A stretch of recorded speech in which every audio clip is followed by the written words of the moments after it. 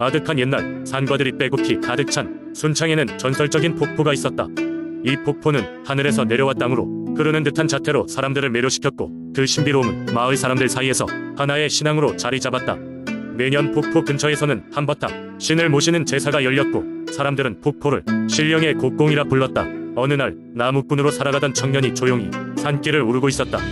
그의 이름은 원일로. 하루하루 나무를 해 장작으로 팔아 생계를 이어갔다.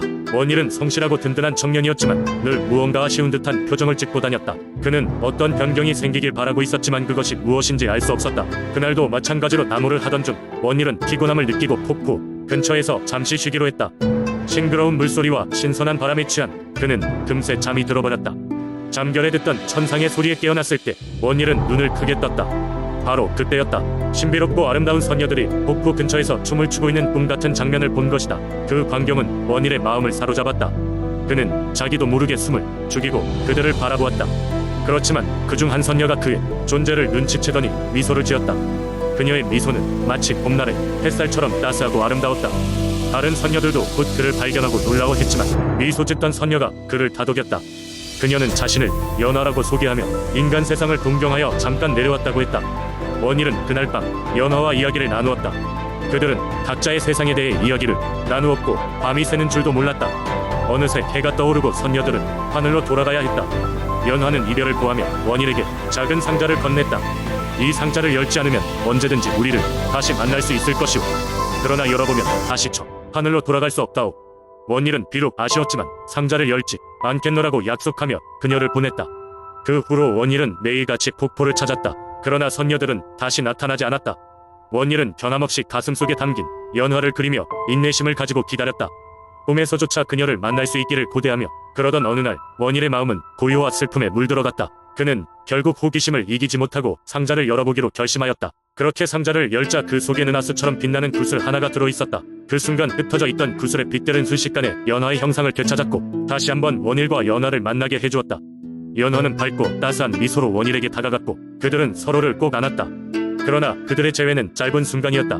여전히 하늘과 땅 사이에는 넘을 수 없는 벽이 있었지만 그들은 그 순간을 평생 잊을 수 없는 추억으로 새기며 각자의 자리로 돌아갔다. 순창 사람들은 이 이야기를 전해 들으며 폭포 근처에서의 기도를 멈추지 않았다. 폭포의 신비로움은 여전히 살아있었고 나무꾼 원일과 선녀 연화의 이야기는 순창의 신앙과 전설로 남아 수백 년의 세월을 이어갔다. 두 번째 이야기, 옛날 옛적 통영은 맑은 바다와 울창한 숲으로 둘러싸인 평화로운 마을이었습니다. 마을 사람들은 바다를 통해 풍부한 어획을 얻으며 살아가고 있었고 그들에게 바다는 산 그 자체였습니다. 하지만 그 평화로움 속에 마을 사람들은 오랜 세월 동안 전해 내려오는 민속, 신앙을 소중히 간직하고 있었으니 그것은 바로 바다를 건너는 거북이 신에 관한 이야기였습니다. 전설에 따르면 통영에는 수백 년에 한 번씩 바다 저편에서 거대한 거북이가 나타난다고 합니다. 이 거북이는 인간 세상에 모습을 드러내어 대재앙을 예고하거나 반대로 풍요로움을 약속하는 신비한 존재라고 전해 내려왔습니다. 거북이 신이 등장하는 시기에 따라 그 해의 풍년과 흉년이 결정된다는 믿음이 있었기에 마을 사람들은 거북이 신의 출현 시기를 항상 주의 깊게 살폈습니다. 어느 해 마을에 기이한 일이 일어나기 시작했습니다. 더 이상 바다에서 고기가 잡히지 않았고 하늘은 흐릿한 구름으로 가득 찼으며 바람은 불길한 소리를 냈습니다. 사람들은 두려움에 휩싸여 있었고 어른들끼리 모여 대책을 논의하던 중 나이 많은 어부가 이런 말을 꺼냈습니다. 이건 분명 거북이 신의 불호령일 게야. 바다 저편에 그분이 나타나셨다는 신호이지. 우리가 그분을 맞이하지 않아서 이렇게 된 걸지도 몰라. 이제라도 성대한 의식을 준비하여 그분을 맞이해야 하네. 마을 사람들은 어부의 말에 동의하고 급히 의식 준비에 나섰습니다. 바닷가에는 웅장한 제단이 설치되고 마을의 가장 정성스러운 음식과 곡물이 마련되었습니다. 그들은 바다를 향해 정성스럽게 기도를 올렸고 바다는 점점 단단해지기 시작했습니다. 이튿날 정말로 수평선 저편에서 거대한 거북이가 출현했습니다. 그 위험 있는 모습에 마을 사람들은 경탄과 동시에 감사의 마음을 전했습니다. 거북이 신은 커다란 눈으로 마을을 바라보며 잠시 헤엄쳤다가 서서히 바다 깊숙이 사라졌습니다. 그 순간 해가 떠오르며 구름이 걷혔고 바다는 다시 풍요로움을 되찾았습니다. 그 이후로 마을에는 다시금 화평이 찾아왔으며 사람들은 거북이 신의 은혜를 마음속 깊이 새겼습니다. 이 이야기는 통영의 민속신앙으로 계속해서 전해 내려오고 있으며 마을 사람들은 매년 바다를 향해 감사히 기도를 올리며 순풍과 기쁨을 기원합니다. 세 번째 이야기, 고령의 한적한 해안가에는 할매바위라 불리는 묘한 바위가 자리 잡고 있습니다. 마을 주민들은 물론 주변 지역에서도 사연을 들으러 오는 사람들이 많습니다. 이 바위에는 오랜 세월 동안 전해 내려오는 신비로운 이야기가 있습니다.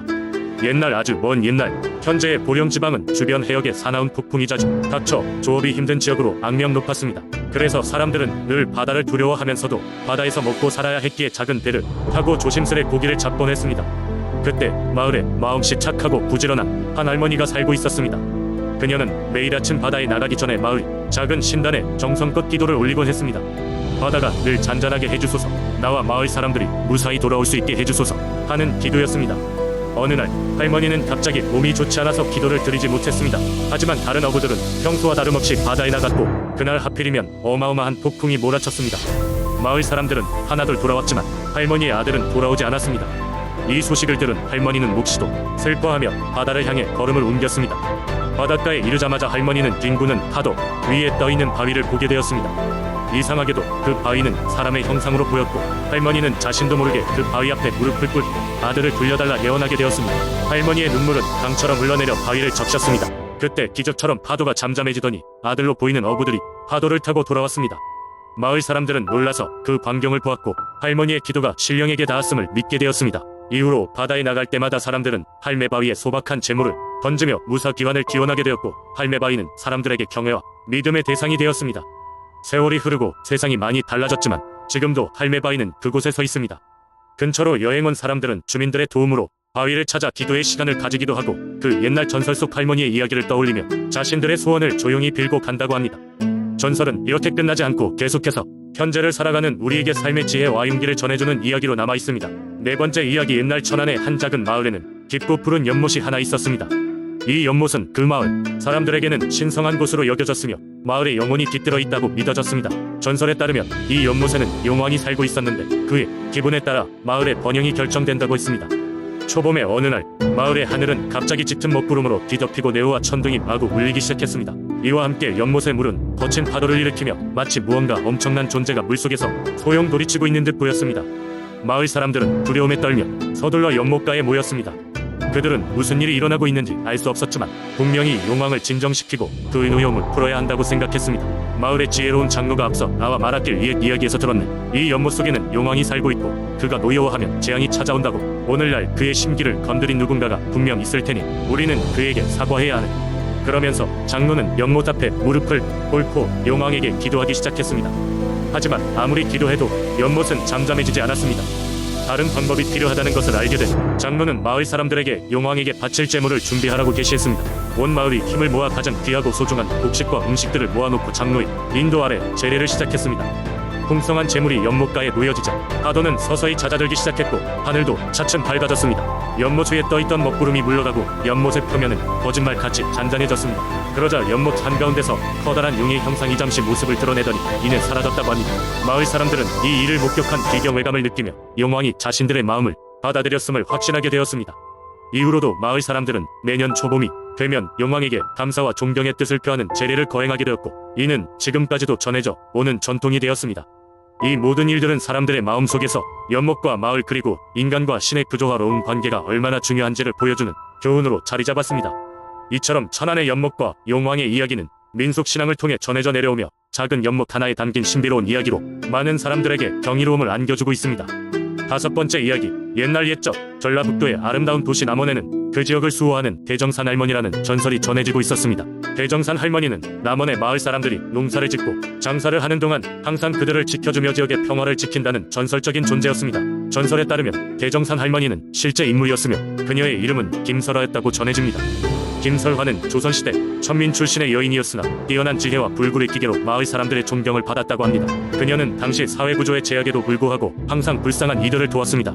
설화의 삶은 일찍이 고난으로 가득했지만 그녀는 결코 좌절하지 않았습니다.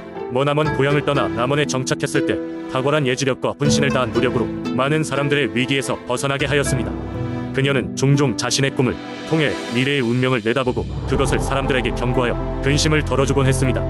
한 번은 남원에 대홍수가 예상되는 꿈을 꾸었고 그녀는 마을 사람들을 모두 대정산으로 대피시켰습니다. 그 꿈은 현실이 되어 홍수가 도시를 휩쓸었으나 대정산의 피신해 있던 사람들은 안전할 수 있었습니다. 그 일 이후 마을 사람들은 설화를 대정산 할머니라 부르며 그녀를 신성시하기 시작했습니다. 세월이 흘러 설화는 늙고 병들어 결국 생을 마감하게 됩니다. 그러나 그녀의 죽음조차 사람들에게 새로운 기적을 가져올 것이라 믿었습니다. 그녀의 마지막 소원에 따라 대정산 정상에 묻혔고 그곳은 곧 영험한 장소가 되었습니다. 사람들은 대정산을 오르며 그녀에게 기도를 드렸고 이상하게도 그 후로 남원에는 대정산 할머니의 축복 덕분이라고 믿어지는 다수의 풍요로운 수확과 신비로운 지혜의 이야기들이 전해지기 시작했습니다. 대정산 할머니의 전설은 오랜 세월 동안 입에서 입으로 전해지며 남원의 민속 신앙으로 자리 잡았습니다. 오늘날까지도 남원을 찾는 이들은 그 전설을 기억하며 대정산을 찾아가 그녀의 영혼에 감사의 마음을 전합니다. 그러면서도 그들의 마음 한편에는 여전히 남원을 지켜주는 대정산 할머니의 숨결이 남아있기를 바랍니다.